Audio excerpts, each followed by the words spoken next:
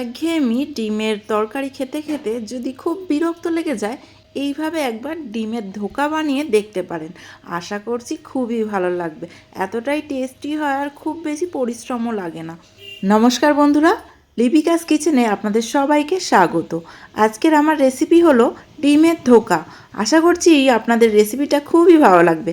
আর ভালো লাগলে নতুন বন্ধুরা কিন্তু অবশ্যই আমার চ্যানেলটিকে সাবস্ক্রাইব করে দেওয়ার অনুরোধ রইল। তো চলুন শুরু করা যাক। এখানে আমি দুটো সেদ্ধ আলু নিয়ে নিয়েছি। আমি আজকে ডিমের ধোকাটা 3টে ডিম দিয়ে বানাবো, আর সেই জন্য আমি এখানে দুটো মিডিয়াম সাইজের সেদ্ধ আলু নিয়ে নিয়েছি। আলুগুলোকে আমি একটা গ্রেটারের সাহায্যে এইভাবে গ্রেট করে নিচ্ছি। আপনারা চাইলে ম্যাশ করেও নিতে পারেন, কিন্তু তার মধ্যে দানা দানা ভাব থেকে যেতে পারে, সেই জন্য এইভাবে গ্রেট করে নেওয়াটাই বেটার। এরপর এই গ্রেট করে নেওয়া আলুর মধ্যে আমি 3টে ডিম ফাটিয়ে দিয়ে দিচ্ছি। আমরা 3জন খাবো, সেই জন্য 3টে ডিম নিয়েছি। আপনারা যত বেশি ডিম দিয়ে বানাবেন ততই কিন্তু খেতে ভালো লাগবে বেশি। এরপর এখানে এইভাবে ছোট ছোট পেঁয়াজ কুচিয়ে দিয়ে দিচ্ছি। এখানে আমি একটা পেঁয়াজকে এইভাবে ছোট ছোট টুকরো করে কেটে নিয়েছি। ঝালের জন্য দিয়ে দিচ্ছি কাঁচা লঙ্কা। ঝাল আপনারা যতটা খাবেন, যেমন খাবেন সেই মতো দিয়ে দেবেন। সামান্য একটু লবণও দিয়ে দিলাম। এরপর সব কিছুকে একটা কাঁটা চামচের সাহায্যে খুব ভালোভাবে মিশিয়ে নিচ্ছি। আপনারা চাইলে হ্যান্ড উইস্কের সাহায্যেও খুব ভালোভাবে মিশিয়ে নিতে পারেন। তো দেখুন, ফাইনালি সবটা খুব ভালোভাবে মেশানো হয়ে গেছে। এরপর আমি গ্যাস ওভেনটা ওদিকে অন করে দিয়েছি। প্যানটা গরম হয়ে গেলে এর মধ্যে দিয়ে দিচ্ছি সর্ষের তেল। তেলটা গরম হয়ে গেলে এর মধ্যে ডিম আর আলু মিশ্রণটা দিয়ে ভালো করে এপিট ওপিট করে উল্টে কড়া করে ভেজে নেব। প্রথমে এক পিঠটা দিয়ে দিলাম, দিয়ে ঢাকা দিয়ে রেখেছিলাম কিছুক্ষণ। একটা সাইড ভাজা হয়ে গেলে খুব সাবধানে এই প্যানের উপর একটা থালা রেখে দিয়েছি। এইভাবে করে উল্টে নেব, কারণ খুন্তি দিয়ে এই ডিমটাকে উল্টাতে গেলে ভেঙে যেতে পারে। তো সেই জন্য এইভাবে থালার সাহায্যে ডিমটাকে উল্টে নিলাম, এর ফলে ভেঙে যাওয়ার কোনো চান্স থাকে না। প্যানটা খুব পাতলা ছিল, সেই জন্য একটা সাইড দেখুন চুঁয়ে গেছে। যাই হোক, কোনো ব্যাপার নয়, কড়া করে ভাজছি যেহেতু। তো অন্য সাইডটা আমি ভালোভাবে ভেজে নিয়েছি। এবার অন্য একটা কড়াই বসিয়ে দিয়েছি। কড়াইতে দিয়ে দিলাম কিছুটা সর্ষের তেল। এর মধ্যে দুটো দারচিনির টুকরো আর 3টে এলাচ দিয়েছি। এরপর দিয়ে দিলাম একটা পেঁয়াজ কুচিয়ে। পেঁয়াজটাকে খুব ভালোভাবে ভেজে নেব।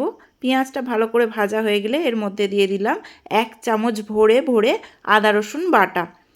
এবার আদা রসুন বাটাটাকেও পেঁয়াজের সঙ্গে ভালো করে ভেজে নেব। আদা রসুনের কাঁচা গন্ধ চলে গেলে এর মধ্যে দুটো মিডিয়াম সাইজ ছিল টমেটো, সেই জন্য দুটো মিডিয়াম সাইজের টমেটোকে কুচিয়ে দিয়ে দিলাম। আর ঝালের জন্য দিয়ে দিলাম বেশ কিছুটা কাঁচা লঙ্কা। ঝাল আপনারা যেমন খাবেন সেভাবে ব্যবহার করবেন। এরপরে কিছু বেসিক মশলা অ্যাড করব, যেগুলো আমরা প্রতিদিনের রান্নায় ব্যবহার করি। এখানে দিয়েছি হলুদ গুঁড়ো, রঙটা ঠিকঠাক হওয়ার জন্য কাশ্মীরি লঙ্কার গুঁড়ো দিয়েছি, আর দিয়েছি 1 চামচ জিরে গুঁড়ো আর 1 চামচ আমচুর পাউডার, যাতে টেস্টটা একটু চটপটি হয়। সামান্য একটু জল দিয়ে দিলাম যাতে মশলাটা কড়াই চুঁয়ে না যায়। এবার ভালো করে মিশিয়ে নিয়ে মশলা থেকে তেল ছাড়া পর্যন্ত অপেক্ষা করব। এদিকে ভেজে রাখা ডিমটাকে একটু পিস পিস করে কেটে নেব। এখানে ডিমটাকে আমি একটু বড় সাইজ করেই কাটছি। আপনারা চাইলে একটু ছোট করেও কাটতে পারেন। এইভাবে চৌকো চৌকো করে কেটে নেব। ডিমটা কাটতে কিন্তু ভীষণই ভালো লাগছে। আর যেহেতু প্যানটা একটু পাতলা ছিল আর আমি খুব কড়া করেই ভেজে নিয়েছিলাম, তাই একটু ছোঁয়া ছোঁয়া দাগ হয়ে গেছে, কিন্তু খেতে খুব টেস্টি হবে। আর ডিমটা দেখুন, থিকনেসটা খুব মোটাও নয় আবার কিন্তু পাতলাও নয়, এইভাবে মিডিয়াম করে রেখেছি। মশলা থেকে তেল ছেড়ে দিলে আরও কিছুটা জল আমি এখানে মিশিয়ে দিয়েছি, যাতে ডিমটা একটু মাখো মাখো হয়। ঝোল ফোটা পর্যন্ত অপেক্ষা করব।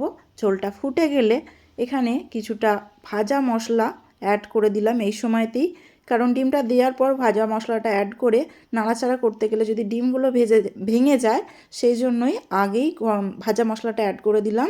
এরপর মিশিয়ে নিয়ে ডিমগুলোকেও এই ঝোলের সাথে অ্যাড করে দিচ্ছি। এরপর ঢাকা চাপা দিয়ে 2 মিনিট মতো ফুটিয়ে নেব লো ফ্লেমে।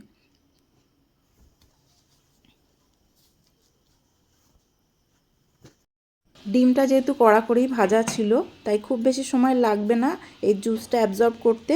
2 মিনিট পরেই ফিরে এলাম আর এখন দেখুন একদম গ্রেভিটা পারফেক্ট এসেছে। আমি এইরকমই গ্রেভি চাই, এর থেকে বেশি গ্রেভি হলে খুব একটা খেতে ভালো লাগবে না, তাই এই রকম অবস্থাতেই নামিয়ে নেব। তো বন্ধুরা, একঘেয়েমি ডিমের ঝোল বা ডিম ভাজা থেকে নিষ্কৃতি পেতে এইভাবে একবার ডিমের রেসিপিটা বানিয়ে দেখুন। আশা করছি আর ডিমের ঝোল খেতে ভালো লাগবে না।